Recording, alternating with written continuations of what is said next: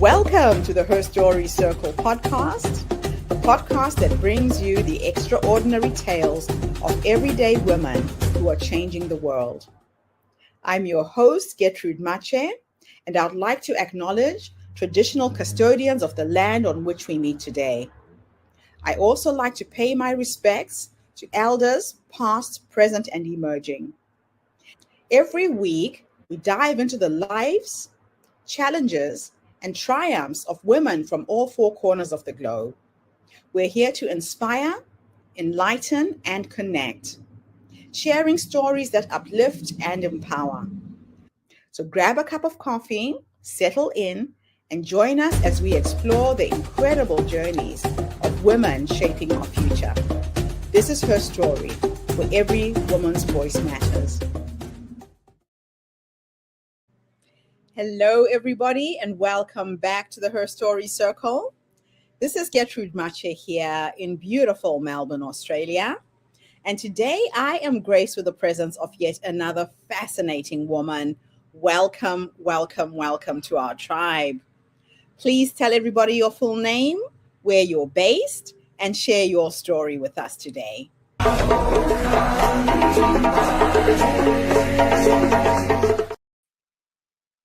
Hi, my name is Becky Commean, and I am based in Southeast Missouri in the United States, and this is my story. I lived with domestic violence for 25 years, and I didn't know. Not because I was in denial, not because I was weak, not because of any circumstance, but because no one had ever explained what domestic violence actually looks like in real life.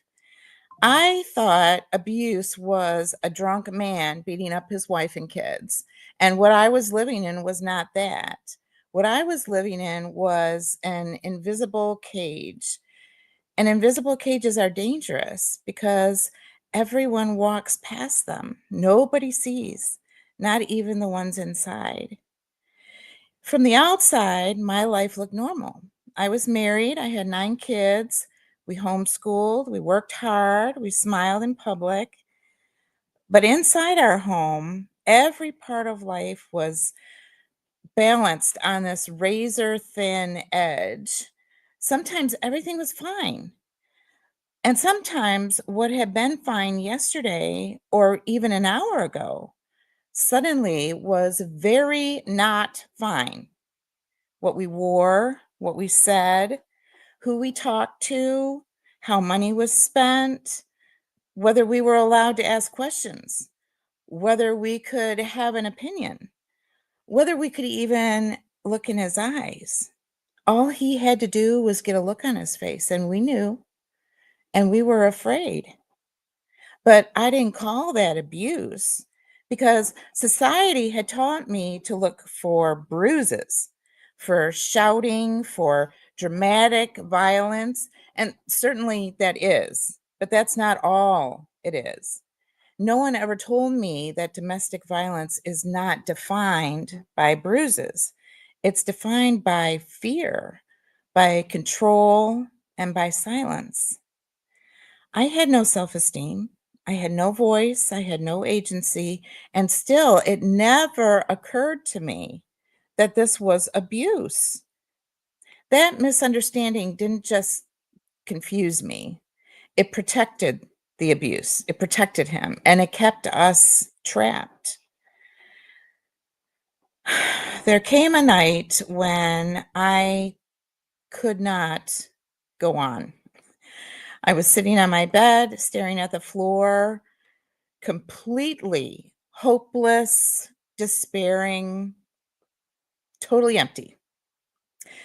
I had 9 children.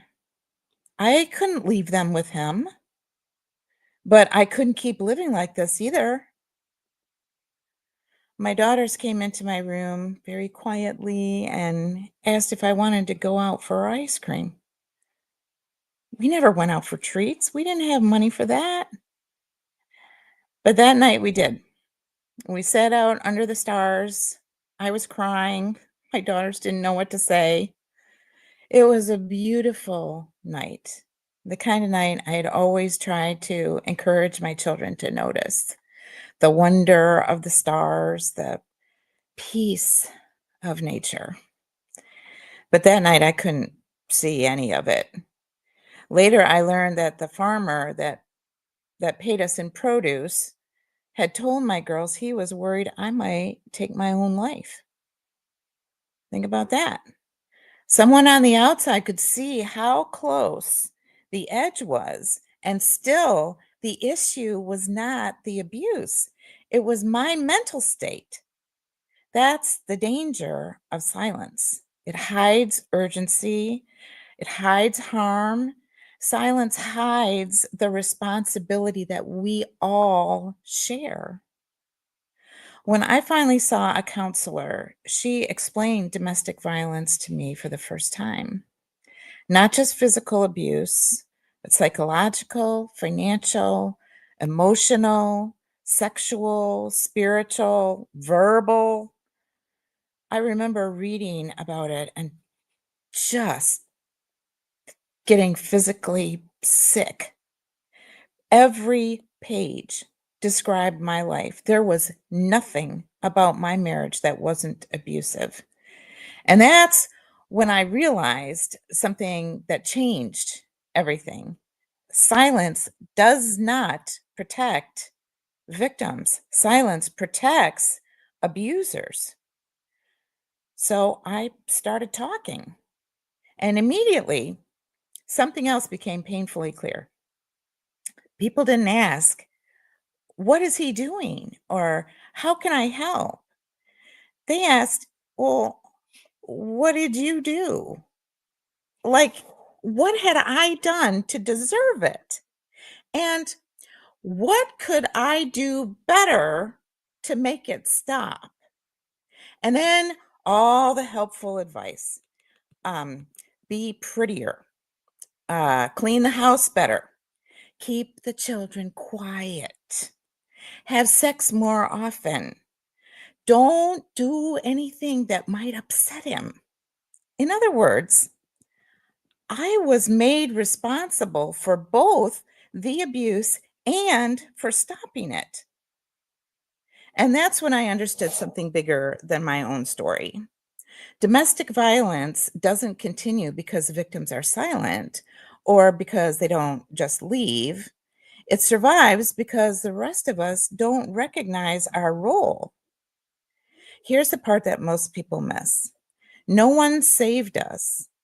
There was no dramatic rescue, no hero moment. What changed our lives were small, intentional acts by ordinary people. An accountant helped untangle financial chaos and let me pay with eggs from my farm.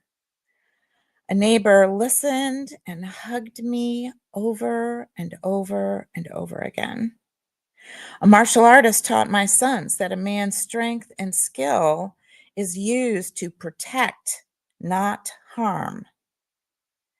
The farmer that left us his unsold produce, food that fed my family when I only had $8 to last a month. They didn't change their lives. They didn't become experts. They didn't tell me what I should and shouldn't do. They simply used what they already had intentionally.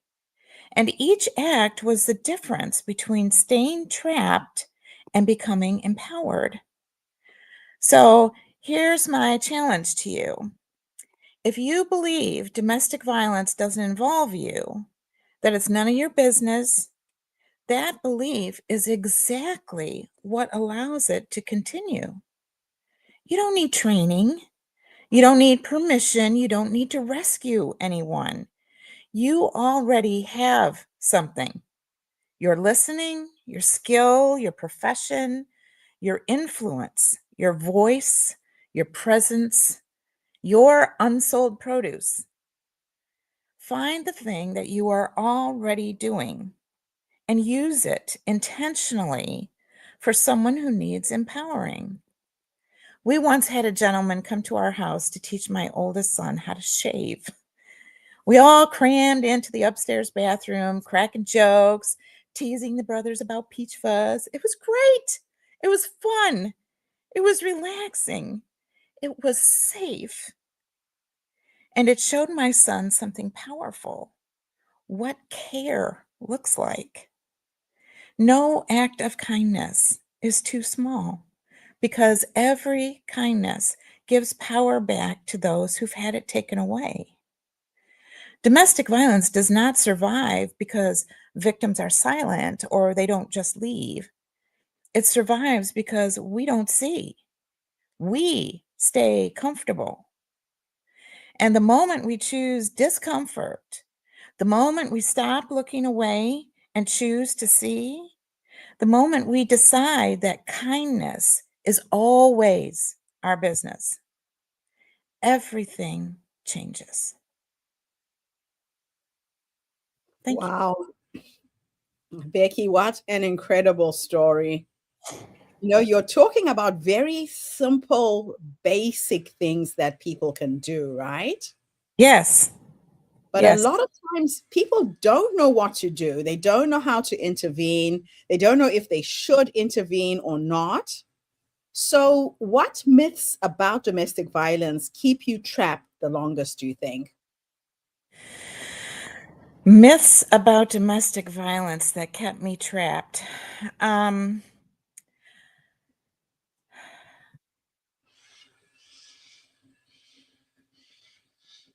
the probably the two, I'm going to call them lies, not myths. Mm, Probably the two biggest lies were he's not hitting me mm, and it's not that bad. mm, Even still to this day, when I talk about the abuse we lived with, there's still a shame that I feel on complaining about some words or being locked out of bank accounts when there are other women who have been killed. Who am I to complain about my life? At least he's not hitting me. It's really not that bad. yeah. Those two phrases just slide right in there and totally diminish and dismiss the reality of the abuses that we're suffering. Those two phrases keep us from acknowledging internally the damage that's being done to us Mm. continually in other ways. In fact, many survivors have PTSD from the abuses they've suffered. And sometimes I think non physical violence is actually worse than physical violence. It is worse because you don't have the bruises. You don't have the bruises to show people this is what I'm going through. Yep, And there's nothing to see. that's what makes it worse. Yeah. So, how did fear operate in subtle, everyday ways inside your home? Probably the biggest thing is we learn to read the room. Mm, Every day when he came home, we watched for nonverbal cues to see how safe things were. And mm, not just when he came home, it was anytime he entered where we were. We learned to read facial expressions, tones in his voice, mannerisms, how he was walking. Everything he said and did gave us clues as to how to behave to minimize fallout. mm, I learned as a mom to always be listening for his interactions with the children. yeah. An edge in his voice, a little bit too aggressive in his responses to them, how hard his face looked, and I would intervene. I tried to divert his anger onto me and keep the brunt of it off of them. I know I missed a lot of things, and that will never cease to haunt me, but I did my best to protect them from him. And the thing that you also have to remember is that you did the best that you could with the knowledge that you had at that time. Exactly. A lot of Exactly. women feel guilty. They feel the shame that they didn't do anything to protect their kids, but that was the knowledge that you had at that time. And That's right. And yeah, when you're living in it, the the fear a lot of times keeps you paralyzed. And that's why I don't want to say people need to intervene. I think intervene is too strong a word. Um, yeah, just um, little, little insignificant Acts of kindness. Acts of kindness, Mm, random acts of kindness, no agenda, no, because as soon as there's an agenda, then there's something for him to say, well, why were they here? What were yeah, you doing? So just random things make the victim seen and yeah. heard. And, every time that happens, she gets just the tiniest bit more voice, the Courage. Yeah. tiniest bit more courage. Yes. Mhm. And I love the neighbor you mentioned who would hug you. Something as simple as physical contact, just somebody wrapping their arms around you without saying anything and That's just saying, right. yeah, right? I can't tell you how many times I just went over there and rang the doorbell. She came to the door. She opened it, I walked in, and we just stood there in an embrace. And, tears or, rubbing the back and, it'll be okay. Everything will be okay. And, um, Wow. gosh, did that mean a lot. Yeah, yeah, that's incredible. So, what was the moment that shifted you from silence to speaking? I had been reading the book from the counselor. Mhm. Often when it got too heavy, too close, too personal, I would stop reading and I would start writing. I wrote about incidents, how I felt, the effect on the children. I wrote about how angry I was at God for not protecting us from Him, for not delivering us. I wrote how I didn't understand how a man so steeped in the Bible could be the antithesis of a Christian in every way. And one day while I was writing, I was crying so hard I could hardly see what I was doing. Yeah, I decided, fine, if this is what my life is, if this is the truth, I'm going to do everything I possibly can to keep other women from suffering the way the children and I have.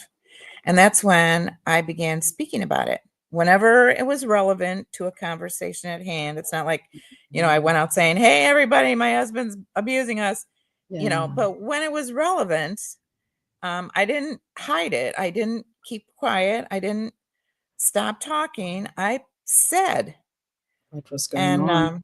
yeah, and that's when I began organizing my writing into a book. So, why didn't she leave? Such a dangerous question to ask. Oh gosh, because it completely misses the point. Mm, Um, Someone living with abuse is someone who is tightly and oppressively controlled. When you are training a puppy, the best way is to immediately reward good things and immediately correct mistakes, both mm, gently, consistently, immediately. But when you're living with abuse, there are only enough rewards to make you think that the person you loved in the beginning is actually still in there somewhere. It's mm, called breadcrumbing, the tiniest specks of kindness, just enough to give you a glimmer of hope. But the corrections are severe, continual, and many times make absolutely no sense. There's little to no relief from the constant criticism, suspicion, complaints, harshness. mm. Anything can escalate without warning into a dangerous situation unbelievably rapidly.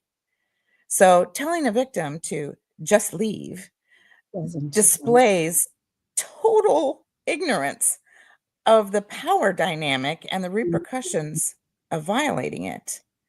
mm, A victim typically has no control over where she can and cannot go, whom she can and cannot see, what she can and cannot wear, what she can and cannot say. The abuser is often charming, generous, and mm. charismatic with people outside the family. They simply cannot imagine this That's person willfully harming spouse and children. But the abuser has to maintain control over the victims. Telling the victim to just leave is telling her to violate every aspect of the power dynamic and rebel against the control exercised over every aspect of life. It's telling her to escalate the situation so suddenly that it may result in her death and the deaths of her children. That's in the Mm. news all the time. So many women die at the hands of their husbands or their partners. Right, right. It is literally in the news all the time. And the other thing about just leaving is that advice assumes the victim has the ability to leave and stay gone. Does the victim have transportation, a place to stay, a means One. of communication? What prevents the abuser from taking the keys or the phone away and eliminating any access to money? Nothing. So if a victim leaves, has no money, uses credit cards, the abuser simply takes the name off the card or cancels the card. Now she can't get gas for the car, let alone pay for food or where they're going to stay or anything else. So unless leaving is very well planned, the victim will eventually need to return. And she will be humiliated for that for the rest of her life. And the abuser takes it as confirmation that he is superior in all ways to the victim, and he will never let her forget it. And he'll take extra precautions to make sure she doesn't try it again. I mean, Gosh. yeah, it's a horrible situation. Gosh. So, how did silence protect the abuser more than it protected you? That's a good question. Mm. Um, let me tell you a story. There was a time when our little church group visited another church. Near the end of the service, the leader of this church asked if anyone from our little group would like to stand and give a testimony. Mm. So my husband did. He went on about God and how he had blessed us with so many wonderful children and proceeded to just tell lie after lie after lie. The people were just awestruck by his testimony. And the children and I just sat in silence listening to this complete fabrication, especially because of the religious setting. I could not dare to be unsubmissive or disrespectful and point out lies in front of all these people. It would make him look bad. It would make our group look bad. The it would make him look bad. When we love someone, we don't want to walk around talking bad about them. We want Mm. others to think highly of them. We want to protect their reputation. But when an abuser fabricates a reality to project in public and we as victims go along with it, can you see that the abuser and his lies and projections are the image that's protected? That's so true. Yeah. So if later the victim says she was abused, that image is what people have, and the people will be hesitant to To believe. believe. Yeah. It actually helps project this wonderful image of the abuser and their private life to the world. So she Oh, becomes the my one gosh. that's unstable. Yeah. Yeah. So, what was the emotional cost of appearing normal in public? I sold my soul to keep him from looking bad. Mm. I allowed my children to suffer to try to preserve what passed as a marriage. I have regrets to this day about how my fear and silence and compliance harmed the children and me for literally decades. We are still living with the repercussions. My sons fear they'll be like their dad, and my daughters fear they will marry a man like their dad. Oh. But I'll tell you what you did do for your children, Becky. You became the role model. You said to your daughters, if ever you are in a situation and you are not happy, you have the right to walk away. And you Yes, said to your sons, if you have a partner and you treat her unwell, she will walk away.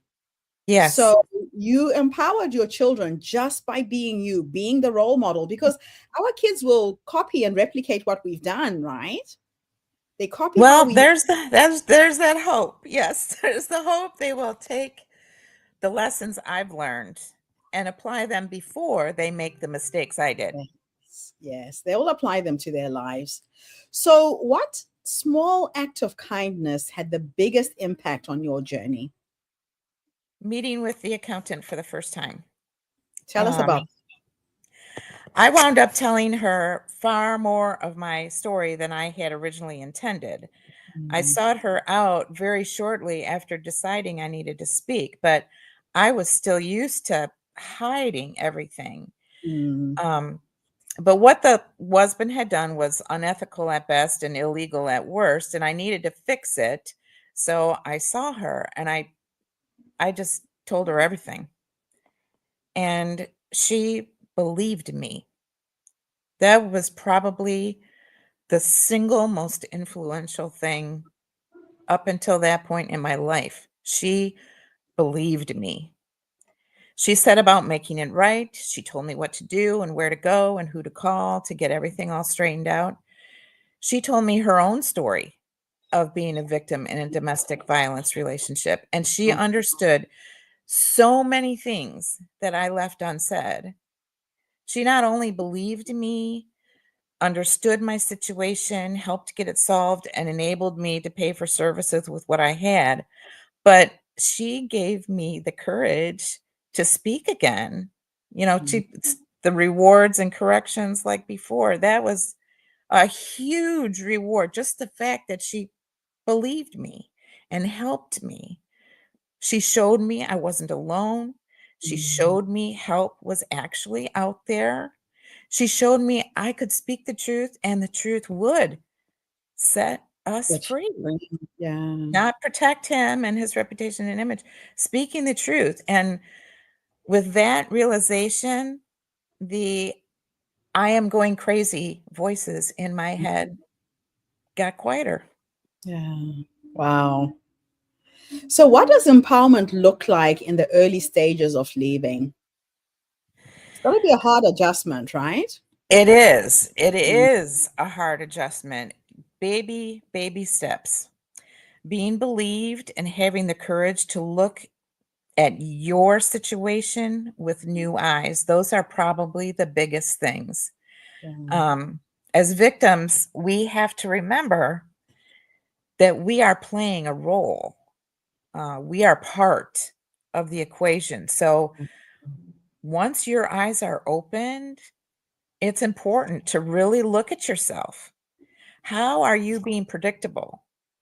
How are you playing into his hands? How are you letting yourself be manipulated? How can you have different responses to his standard behavior such that you can shake up the foundation of your home without causing an uptick in abuse? What can you do differently? What can you say differently? How can you make changes that are subtle, really small, yet they shift the dynamic? He mm, knows you.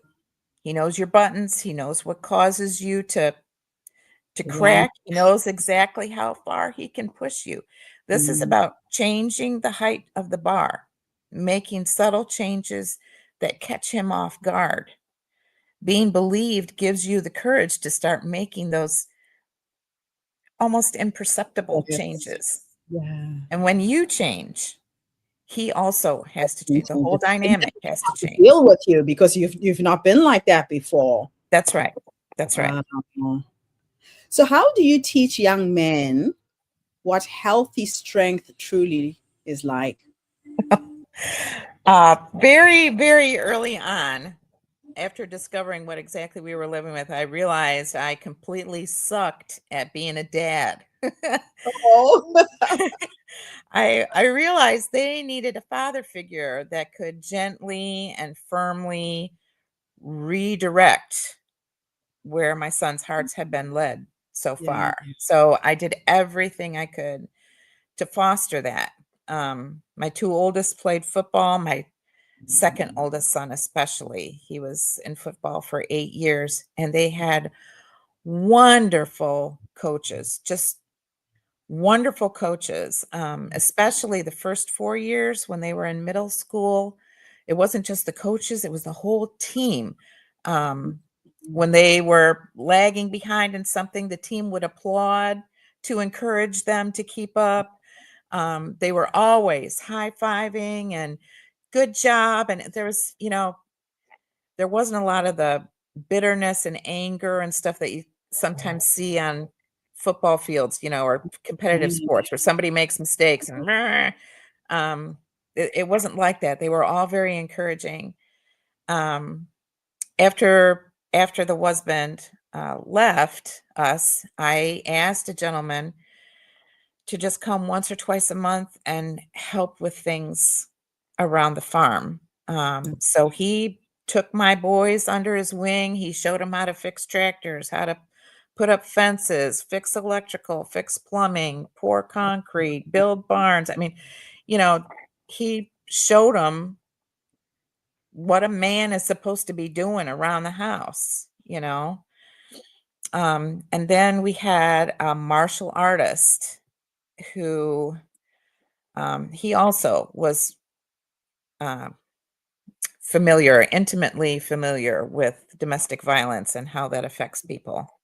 And soon as he heard my story, um, he told us all to come to his classes. He gave us an astounding discount, and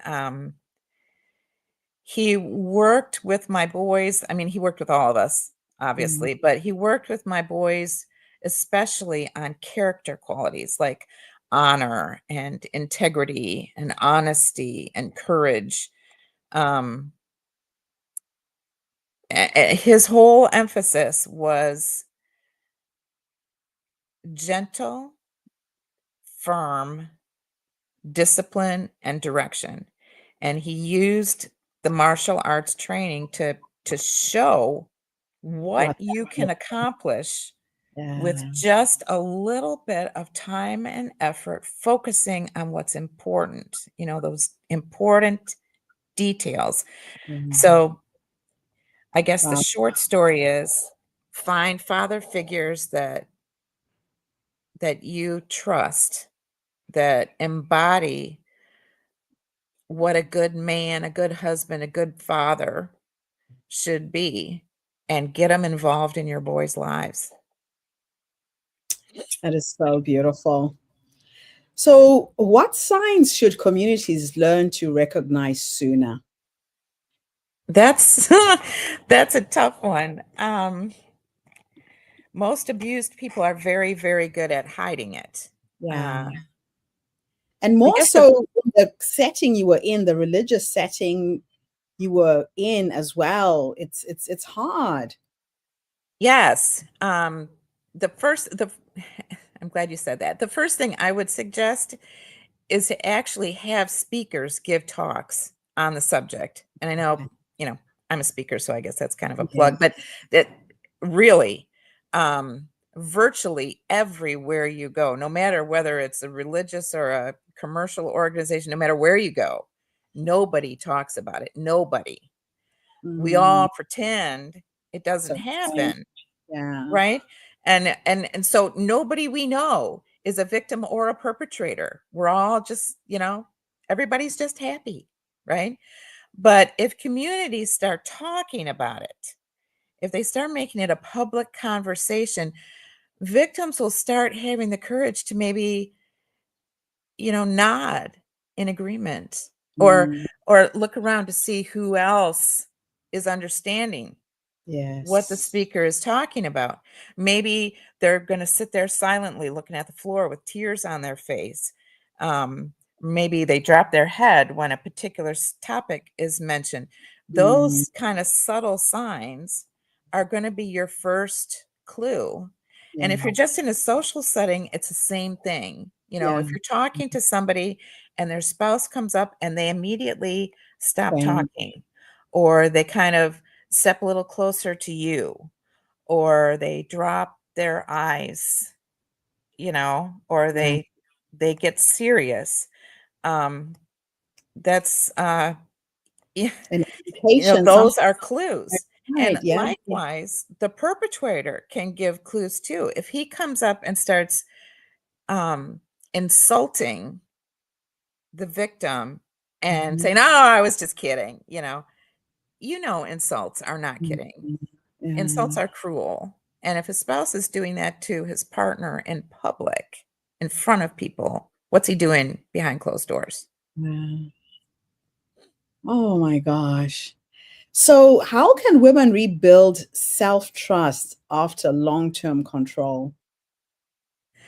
That's another really good question. And this one is going to have a very highly individualized answer. Every Yeah. woman is going to have her own unique way to accomplish this. For me, writing was cathartic. I Yes, wrote what yeah. happened, how I felt, what I wished I could say or do, what I wished would happen. But over time, writing revealed another benefit. I had proof of things that had happened. Yeah.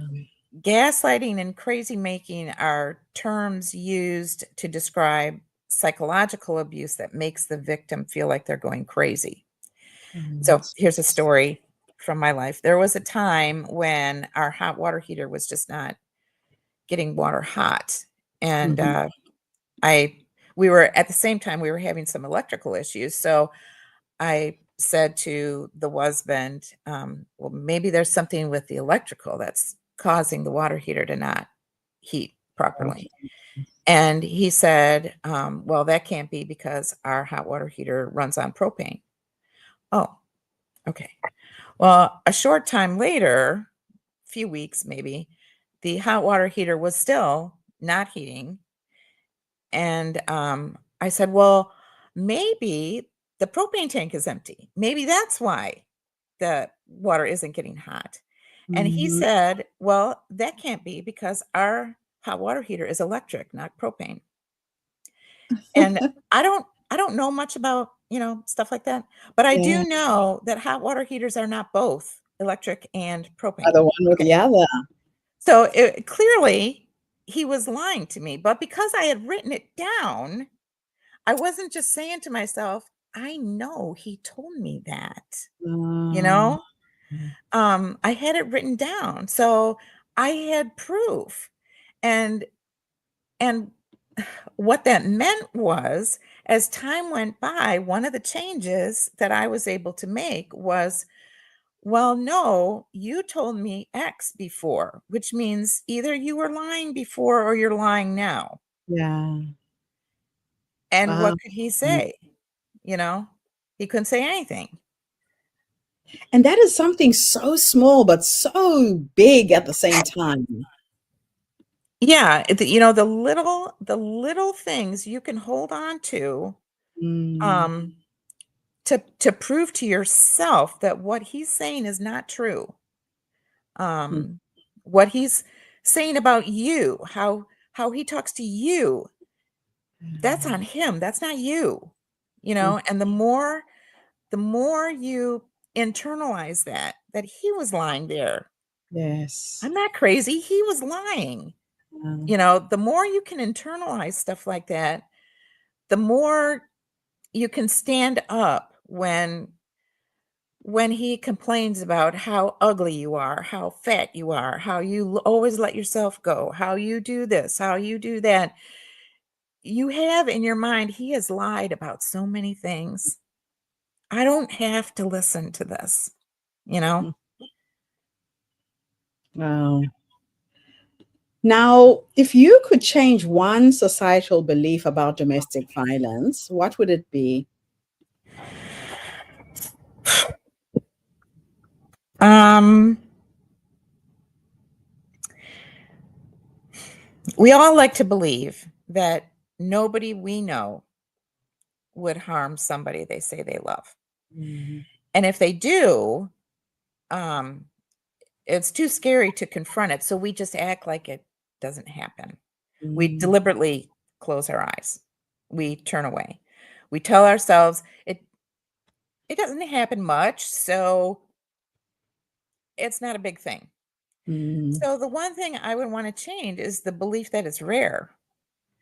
Um, and I would want to change it to the belief that it can become rare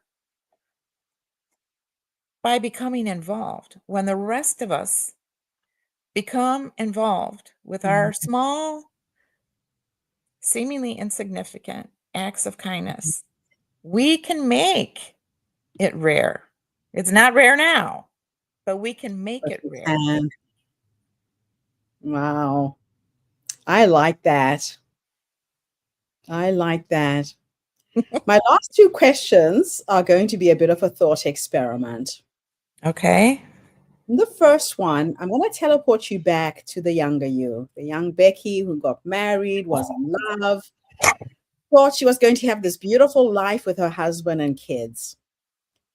If you could go back and give her three nuggets of wisdom based on what life has taught you up until this point, what would those three nuggets of wisdom be? And I'm asking this in case there is a young woman who's about to get married, has no idea what she's going into, has no idea what marriage can be like when things go wrong. What would you have wanted somebody to have told you before you entered marriage? And I'm going to go off camera so that you can answer this on your own. Okay. Um, well, I grew up in a very religious environment and I got married in a very religious environment. So my answer is going to reflect that to a certain extent. Um, Probably the first thing I would say is um, society in general, but especially in religious environments, we're taught that the woman needs to put herself under the husband, submit, whatever, to his headship. Okay. Um, Now, outside of religious environments, that still happens to a certain extent. There's still, when you say, "Hey, you want to go do this with me?" The wife will invariably say, "Let me check with my husband." Um, Now, sometimes the husbands will say, "Well, let me check with my wife." But in my experience, it's much more the wife putting herself under the husband. That's just how we're, I don't know, groomed, I guess.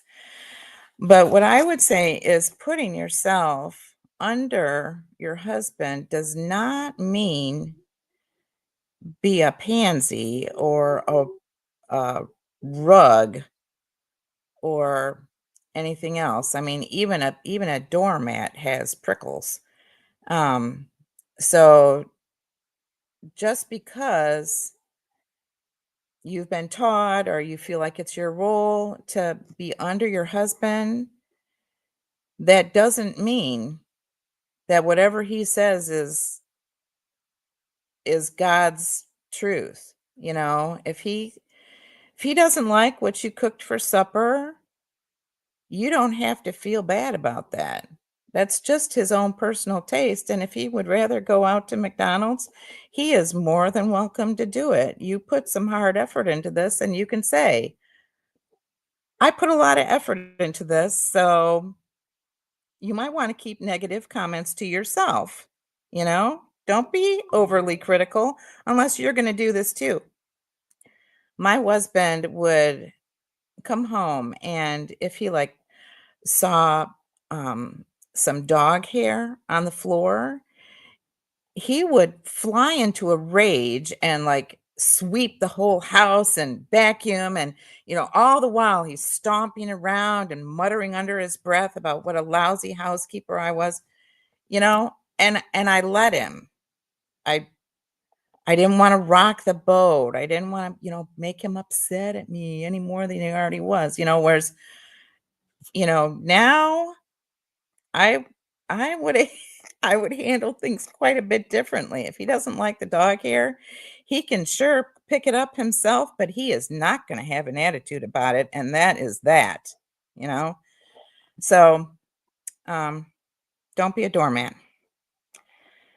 Um, the second thing I would say is empathy. Empathy is your friend and your enemy. Mhm. Um, Empathy makes you sensitive to how other people feel. And if you're highly empathetic, You can tell if your honey doesn't like the way you cooked something, right? He doesn't need to make a big production out of it, but he's like, "Mm," you know, you know. So, maybe you don't make that anymore, or you ask him how it could improve or whatever, right? Mhm. But at the same time, if you're too empathetic, then a man who has abusive tendencies is going to work that. Everything becomes your fault. And he doesn't quit harping on stuff until you say you're sorry. Even if it has nothing, the dog hair has nothing to do with Mhm. me. I didn't shed, for crying out loud. So um an abusive man will use that against you to just beat you down into nothing. So watch that. It's good to be empathetic. It's good to be understanding. It's good to be compassionate, but not if it drives you into the ground. Mhm. So I know you asked for 3, but I can really only think of those 2. That's good. That's good. These are very, very important things to remind young women about. And when you're unhappy, you don't have to stay. I think that would be the third one. Well, yeah. So Yes. Very anyone good. says what society expects, you do not have to stay. Your No. happiness comes first, right? Right. And, Yeah. that's not to say, if he's being a jerk one day and, you fight about it, you get over it, you repair the marriage, right? But if that's a pattern and Mhm. he's he's working on hurting you and criticizing and shaming and blaming and what, no, just no, you know, take the kids and go to your mother's house for 3 weeks and stay there until he is the one that apologizes, or, Yes. you know, make a plan. I guess maybe that's probably the thing. Make a plan, because Yeah. you can't just leave. It has to be planned. It has to be planned Definitely. meticulously. So, um always have a backup plan and be thinking about that when you're young. Start a 401k or a Roth IRA in your own name that he has no access to, he didn't even know about, so that Mhm. if something comes up and you have to vanish in the middle of the night with a handful of children, you've got something to fall back on. I Mhm. didn't. And financial abuse keeps you there. It's horrible to try to overcome that. So You're always complete. have a backup plan. Always have a backup plan and start Mm. now investing. Whew. Next question is futuristic. Okay. And I'm going to teleport you to go and meet the 90-year-old you. She Okay. is sitting in her rocking chair, surrounded by her children, her grandchildren, whoever's with you at the end. If we could teleport into the future to go and meet this wise woman who has led you up until this point, what will you say to her when you finally meet her, Becky? And I'll tell you why I like asking women this question before you answer. A lot of women don't realize that the wise woman is already in us, that she is that quiet voice that whispers, "You've got to leave. This can't be the way you should be living. Go left, go right, say yes, say no." But we look outside of ourselves for answers and solutions all the time. We don't trust that inner voice. So, what will you say to your wise woman when you meet her? Because it sounds to me like you're very, very much in tune with her. You've listened to her, she has guided you. I guess I would want to say 2 things. First, congratulations on surviving. Mm. And secondly, thank you. Thank you for being there for me, for helping me, for guiding me, for not giving up on me, for getting me past all the just Challenge. horrible things. Yeah, the challenges. Just Mhm. yeah. Gratitude. Mm. Gratitude.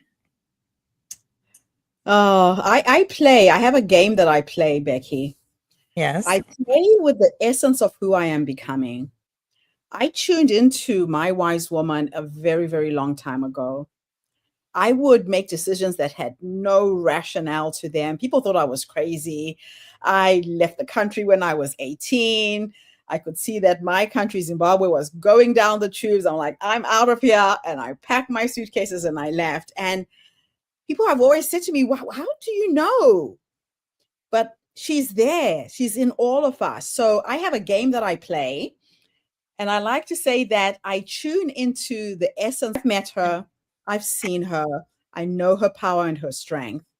So when I get really stuck, I go into my meditation and my prayers at night. And I ask a simple question like, so what is the next step? And I just sleep on that. So our subconscious mind doesn't stop processing when we sleep. We are figuring things out 24/7, right? And then I Right. wake That's very up in true. the morning, I'm in the shower, and it's like a light bulb moment. I know exactly what the next step should be, right? And I execute on it. So we all have this power, we all have this strength. Women are very intuitive, Yes. but a lot of us get disconnected to our intuition from experiences like this. Women who Yes. get married when they're young. I got married. I met my husband when I was 17, got married at 22, 27-year marriage. I was like a 17-year-old when I left him. I was lost. I had no idea what to do. I'd been with the same man my whole life. A Yep. lot of women get caught in these situations, Yes. adults, but still trapped in the mindset of a young girl who got married. Yes. So you and I share quite a lot in common. Um, I really honor you for honoring your story, but most importantly, what you're doing in sharing it. Because it's when we share our stories that we can empower someone else. Right now, this Exactly. video is somebody else's survival guide. There's somebody who's going to listen to this podcast, realize they're exactly in the situation you were in. You've given us some steps, you've given us some tools that they can use to get out of a bad situation. So thank you so much, Becky. And thank you so much for having me. I've thought to myself for a long time that if my story is able to help even one person, then it's been worth it. All worthwhile. Yeah. Yes. And my mother used to say, what doesn't kill you makes you a teacher. That is true. That is As long true. as you're still 6 feet above the ground, the job is not done. So That's right. That's right. thank you. It's been an absolute Thank pleasure you. having you. And thank you to everybody who tuned in today.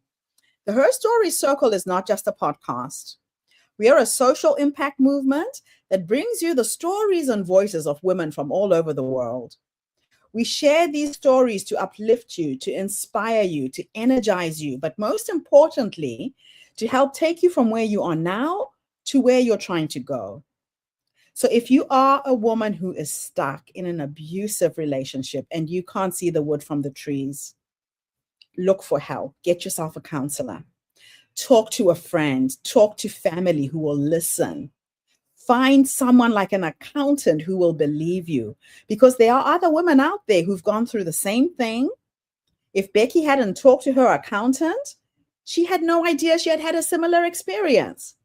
So although people look successful, they dress successful, as women, we have shared experiences.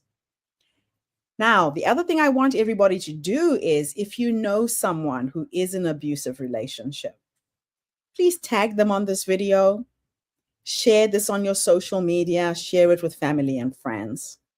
Let's make this video go viral, ladies. I'll be back again tomorrow, everybody, with yet another amazing guest. In the meantime, have a fantastic day, morning, or evening, wherever you are in the world. And do come back and listen to Becky during the International Women's Day Summit. I'll be sharing that information as well this week. Thank you so much, Becky. Thank you. Bye for now, everybody. Thank you for tuning into the Her Story Circle podcast. I hope today's story has inspired you to believe in the power of our stories and the difference you can make in the world when you use your voice. I'm Gertrude Mache, and it's been an honor to share this space with you, where voices from all walks of life come together to weave a rich tapestry of diverse perspectives. Don't forget to subscribe, rate, and review our podcast to help us share these stories with more listeners. Follow us on social media by looking for the Her Story Circle podcast for more updates. And join us tomorrow for another episode filled with courage, resilience, and empowerment. Remember, your story matters, and together we're building a stronger, more inclusive world. Until next time, keep making her story.